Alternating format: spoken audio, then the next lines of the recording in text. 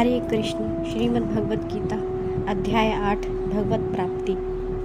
अर्जुन ने कहा, हे भगवान, हे पुरुषोत्तम, ब्रह्म क्या है, आत्मा क्या है, सकाम कर्म क्या है, यह भौतिक जगत क्या है तथा देवता क्या है, कृपा करके यह सब मुझे बताइए। हे मधुसूदन, यज्ञ का स्वामी कौन है, वह शरीर में कैसे रहता है और मृत्यु के समय भक्ति में लगे रहने वाले आपको कैसे जान पाते हैं। भगवान ने कहा, अविनाशी और दिव्य जीव ब्रह्म कहलाता है और इसका नित्य स्वभाव आध्यात्म या आत्म कहलाता है। जीवों के भौतिक शरीर से संबंधित गतिविधि कर्म या सकाम कर्म कहलाती है। हे देहधारियों में श्रेष्ठ, निरंतर परिवर्तनशील यह भौतिक प्रकृति अधिभूत कहलाती है। भगवान का विराट रूप, जिसमें सूर्य तथा चंद्र जैसे समस्त देवता सम्मिलित हैं, अधिदेव कहलाता है तथा प्रत्येक देहधारी के हृदय में परमात्मा स्वरूप स्थित मैं परमेश्वर अधियज्ञ कहलाता हूँ। और जीवन के अंत में जो केवल मेरा स्मरण करते हुए शरीर का त्याग करता है, वह तुरंत मेरे स्वभाव को प्राप्त होता है, इसमें रंच मात्र भी संदेह नहीं है। हे कुंती पुत्र, शरीर त्यागते समय मनुष्य जिस जिस भाव का स्मरण करता है, वह उस भाव को निश्चित रूप से प्राप्त होता है। अतएव हे अर्जुन, तुम्हें सदैव कृष्ण रूप में मेरा चिंतन करना चाहिए और साथ ही युद्ध करने के कर्तव्य को भी पूरा करना चाहिए। अपने कर्मों को मुझे अर्पित करके तथा अपने मन एवं बुद्धि को मुझ में स्थिर करके तुम निश्चित रूप से मुझे प्राप्त कर सकोगे। हे पार्थ, जो व्यक्ति मेरा स्मरण करने में अपना मन निरंतर लगाए रखकर अविचलित भाव से भगवान के रूप में मेरा ध्यान करता है, वह मुझको अवश्य ही प्राप्त होता है। मनुष्य को चाहिए कि परम पुरुष का ध्यान सर्वज्ञ, पुरातन, नियंता, लघुतम से भी लघुतर, प्रत्येक का पालन करता, समस्त भौतिक बुद्धि से परे, अचिंत्य तथा नित्य पुरुष के रूप में करे। वे सूर्य की भांति तेजवान है और इस भौतिक प्रकृति से परे दिव्य रूप है।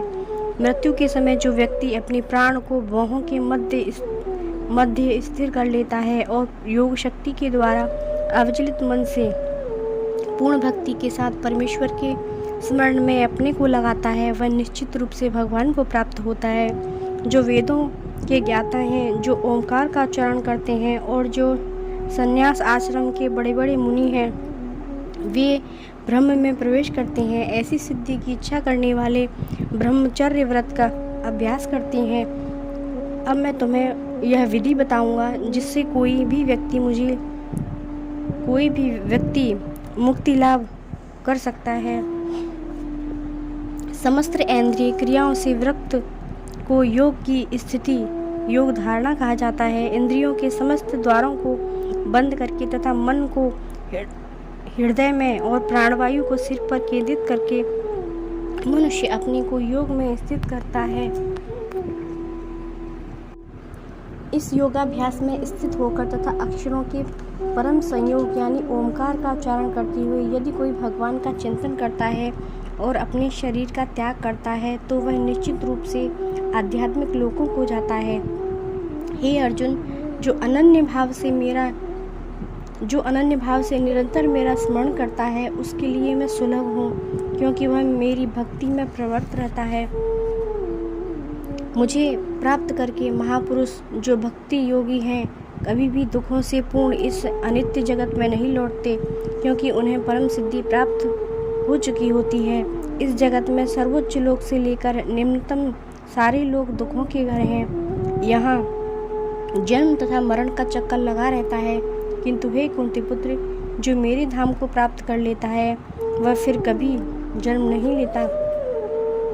मानवीय गणना के अनुसार 1000 युग मिलाकर ब्रह्म का एक दिन बनता है और इतनी ही बड़ी ब्रह्म की रात्रि होती है। ब्रह्मा के दिन के शुभारंभ में सारे जीव अव्यक्त अवस्था में व्यक्त होते हैं और फिर जब रात्रि होती है तो वे पुनः अव्यक्त में विलीन हो जाते हैं। जब जब ब्रह्म का दिन आता है तो सारे जीव प्रकट होते हैं और ब्रह्म की रात्रि होते ही वे असहायवत विलीन हो जाते हैं। इसके अतिरिक्त एक अन्य अव्यक्त प्रकृति है जो शाश्वत है और इस व्यक्त तथा अव्यक्त पदार्थ से परे है। यह परा श्रेष्ठ और कभी नाश न होने वाली है। जब इस संसार का सब कुछ लय हो जाता है तब भी उसका नाश नहीं होता, जिसे वेदांती अप्रकट तथा अविनाशी बताते हैं, जो परम गंतव्य है, जिसे प्राप्त कर लेने पर कोई वापस नहीं आता, वही मेरा परम धाम है। भगवान जो सबसे महान है, अनन्य भक्ति द्वारा ही प्राप्त किए जा सकते हैं। यद्यपि वे अपने धाम में विराजमान रहते हैं तो भी वे सर्वव्यापी हैं और उनमें सब कुछ स्थित है। हे भरत श्रेष्ठ, अब मैं तुम्हें उन विभिन्न कालों को बताऊंगा जिनमें इस संसार से प्रयाण करने के बाद योगी पुनः आता है अथवा नहीं आता। जो परम ब्रह्म के ज्ञाता हैं वे अग्निदेव के प्रभाव में, प्रकाश में, दिन के शुभ क्षण में, शुक्ल पक्ष में या जब सूर्य उत्तरायण में रहता है, उन 6 मासों में इस संसार से शरीर त्याग करने पर उस परम ब्रह्म को प्राप्त करते हैं।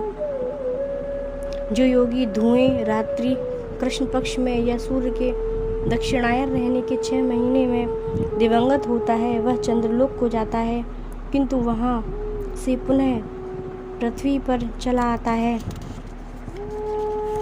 वैदिक मतानुसार इस संसार से प्रयाण करने के 2 मार्ग हैं, एक आकाश का तथा दूसरा अंधकार का। जब मनुष्य प्रकाश के मार्ग से जाता है तो वह वापस नहीं आता, किंतु अंधकार के मार्ग से जाने वाला पुनः लौट कर आता है। हे अर्जुन, यद्यपि भक्तगण इन दोनों मार्गों को जानते हैं किंतु वे मोहग्रस्त नहीं होते, अतः तुम भक्ति में सदैव स्थिर रहो। जो व्यक्ति भक्ति मार्ग स्वीकार करता है वह वेदा अध्ययन, तपस्या, दान, दार्शनिक तथा सकाम कर्म करने से प्राप्त होने वाले फलों से वंचित नहीं होता। वह मात्र भक्ति संपन्न करके इन समस्त फलों की प्राप्ति करता है और अंत में परम नित्य धाम को प्राप्त होता है। हरे कृष्ण।